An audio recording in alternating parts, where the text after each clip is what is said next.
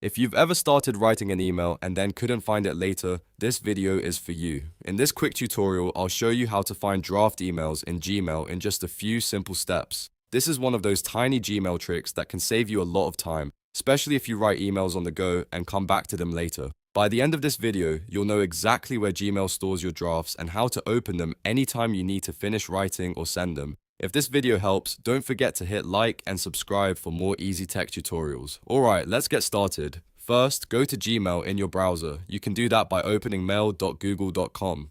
Once the page loads, sign into your Gmail account if you aren't already logged in. Make sure you're using the correct account, especially if you have multiple Google accounts, because your drafts will only appear in the account where they were created. After you're signed in, look at the left sidebar on the Gmail screen. This is where Gmail keeps your main folders and labels like Inbox, Sent, and more. If you don't see the full menu right away, you may need to expand the sidebar by clicking the menu icon in the top left. Once the sidebar is visible, look for the folder labeled Drafts. Click Drafts, and Gmail will show you all of the emails you've saved as drafts. These are messages you started writing but haven't sent yet. Depending on how many drafts you have, you may see one draft or a whole list of them. From here, you can click any draft email to open it and continue editing. You can add more text, change the recipient, update the subject line, or attach files if needed. When you're finished, you can either save it again as a draft or hit send if you're ready to deliver the message. One helpful thing to know is that Gmail usually saves drafts automatically as you type, so you don't have to manually press a save button.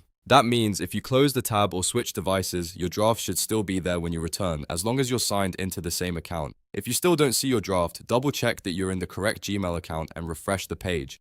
Also, make sure you're checking the drafts folder in the left panel, not the sent folder or another label. And that's it.